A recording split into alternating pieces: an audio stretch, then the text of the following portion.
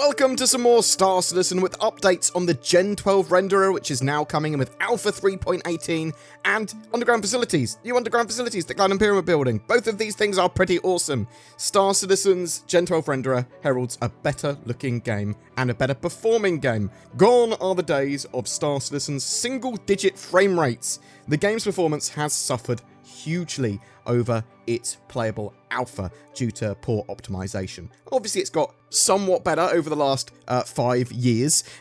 Again, as I said, single-digit frames is what I remember when I first started playing Star Citizen in the Persistent Universe, and now, yeah, I have frame rates of 40 to sort of 50 sustained for the most part, but that's still too low for me. Alpha 3.18 is planned to have the first true implementation of the Gen12 renderer. So we're expecting Alpha 3.18 sort of early to mid-December.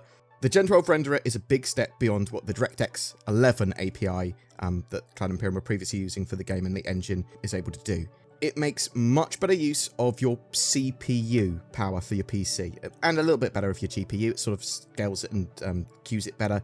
It is a complete redesign of the old rendering architecture and decreases CPU submission time massively. However, one of the goals of this new system is to also make use of the Vulkan API as well. So, this will further boost performance and add a variety of cool features like AI scaling, ray tracing, potentially VR and Linux support, but also things like true graphics options, all those cool features that modern games have.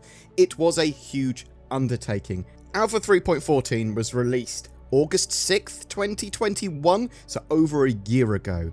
So this had a few post-processing effects that used Gen 12. So it was the first time they turned Gen 12 on for the game in any form at all. And basically it was a proof of work that, bam, yeah, this is now working to some extent, and they can start working on other things such as scene object rendering. In 3.17, more recently released, they were able to turn Gen 12 on for static geometry and scattered terrain objects. However, due to the engine still running a huge amount of legacy code and the addition of that Gen 12 stuff actually causing a bit of extra overhead, they didn't really sort of do a song and dance about this because, well, we're not going to see much meaningful improvement. They are nearly done, however, with the porting over of everything to Gen 12, and it should hopefully be ready for 3.18. That is the plan. That is not a promise from Cloud Imperium, but actually, it looks like it's very much going to be ready for 3.18. This should see some great improvements to the game and performance, but it will require some optimization after it's initially implemented before they can get the most out of it and before they can get Vulkan integration sort of into that as well. So I'm thinking personally that we'll see a much more rounded Gen 12 renderer and Vulkan integration for Alpha 4.0. So think middle to Q3 next year. So how does this all work? Well, at the moment, for your CPU stuff, the main thread, which works out the sort of base of the engine for Star Citizen, what's going on with that, it basically queues, works out what needs to be rendered, then queues it for the renderer thread. The renderer thread is incredibly CPU intensive. However, if the renderer thread is waiting for the main thread, that's not great. If the main thread's waiting for the sort of renderer thread, that's not great. They just want them both to be as optimized as possible, but they also want your GPU to be optimized as well, because the renderer threads obviously are passing stuff off to the GPU, and you don't want to be bottlenecked anywhere, but you're going to be bottlenecked somewhere. But the renderer thread now, with the Gen 12 implementation they've got for Alpha 3.18, is going to be significantly more efficient. So players with powerful CPUs probably not going to notice much of a difference in Alpha 3.18, as they were probably GPU bound or bottlenecked, but for previously CPU bound players, it should be much better. In the future, with more optimization and Vulkan integration, this will be much better for everyone. Beyond all this, they want to move to a true multi-threaded rendering approach, which would be absolutely fantastic. This will make Star Citizen hugely more scalable, especially with CPUs that have lots and lots of cores and threads. You can expect at least some improvements in Alpha 3.18. But really, for me, it's the Vulkan integration that's going to come soon thereafter that will give us a load of those features of modern video games and graphics options that we would have in them. The Gen 12 renderer and Vulkan represent huge portions of the core of the engine actually being complete. I'm very excited for its inclusion in Star Citizen. Something else we got to see in Inside Star Citizen Further Underground was the work being done on revamped underground facilities that we first saw at CitizenCon 2022. So following on from the concepts that they showed, they're now looking at gameplay, the function of the facilities, and the sort of use of player time in these areas. How many facilities will we see? Where will we see them? What different types are there going to be? How are they building them? So they're obviously going to be modular. So how many rooms are they going to actually build? How much sort of variation are they going to be in these rooms? How does the procedurally assisted tech work for these? And lots and lots of teams are working on this now. So it's in early development still, but they're sort of trying lots of different things and seeing what works. They now have some idea of what they want to do. It's gone through planning and is now in production for the Tier 0 implementation of these locations. So they showed some work to hangars and ground structures, this sort of external structure, big industrial elevators that take you down into the main underground facilities, long staircases, hub areas. There are, at the moment, 93 different rooms and 196 overlay variations that they're going to be building for the Stanton and Pyro systems. So obviously that's the first implementation, and they're going to appear in both those systems with the first implementation. They are scheduling time for the white box phase at the moment, so they're in white box development. They showed off some rough planning figures. Don't take this 100% literally, take it with a big old heap of salt. So for the white box phase, they have an estimated time of what I believe was 1,255 days for Tier 0 implementation of white box for this work for those underground facilities. So that's divided between multiple people, obviously. So roughly if you had 5 people working on that, it would be done in 251 days. Yeah, sort of, roughly.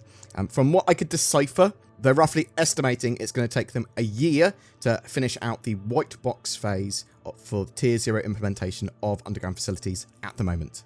And with a lot of work that Cloud Imperium do, this is roughly how they schedule and work out plans for things. They go, well, roughly we need this amount of time to do this. How much do we reckon it's going to take us? How long is it going to take us? We've got this many artists, this many developers, bam, bam, bam, bam, bam. It's going to take us 1.5 years. It's going to take us 9 months. Yeah, so obviously they might be reasonably off with their figures. One of the artists might have to get moved to another team. They might suddenly get a load more resources. Priorities might change. So you can see how the sort of scales and scheduling and all that sort of stuff gets hugely warped over time. Cloud Imperium can share times and dates with us and estimations and their sort of their internal roadmap, but these are going to be hugely affected by changing priorities and the whimsical nature of game development. I really like roadmaps. I think they serve a purpose. They allow us to see what Cloud Imperium are planning, and obviously we can hold them to account if they're vastly off with times and dates and stuff, or at least we know what they're working on. And that's the important thing, right? We know what they're working on. They're maintaining a live product that we can play now. Yes, development is slow, but it's good to know what they're doing. And I'm very, very excited for those underground facilities, because I do think they're going to be quite a lot of gameplay associated with them. I do think it's going to be kilometers and kilometers of underground sort of transit networks as well. So that's pretty cool. But what do you think? Are you excited for the Gen 12 renderer? Are you like, actually, this is some of the core of the engine coming online. We're going to get Linux support. We're going to get Vulkan. We're going to get much better scalable solutions. We're going to get graphics options. Oh, this is pretty exciting. Better looking Star Citizen and better performing Star Citizen is always good. Are you looking forward to underground facilities? Do you think we'll see more of them at next year's CitizenCon? Do you think they'll actually be in our hands within the next couple of years? If it's going to take that long to get underground facilities in, even though they're quite big, I mean, there's lots of other locations and stuff that they're going to be working on. Are they working on lots of other stuff simultaneously? Are we going to see lots of other locations and sort of this modular tech come online that allows them to build out loads of them in the next couple of years? So maybe we're close to a beta within the next 3. Be amazing, right? Or is that far too optimistic? Whatever your thoughts, I'd love to hear from you in the comments below. NordCon 2952, the road to Nord 4.0. What do you want out of NordVPN.com/BoredGamer? Nord base building? Nord hunting 2.0? A dynamic Nordonomy? I'm personally looking forward to the latest Nord cruiser.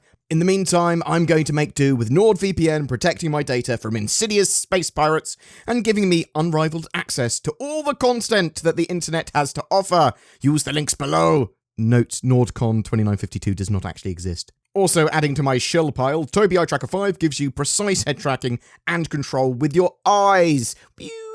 That's the sound of my eyes controlling the lasers, giving you unprecedented immersion in Star Citizen. You can basically aim lasers with your eyes. Pew pew! below, use the links below, and code BoredGamer for discount.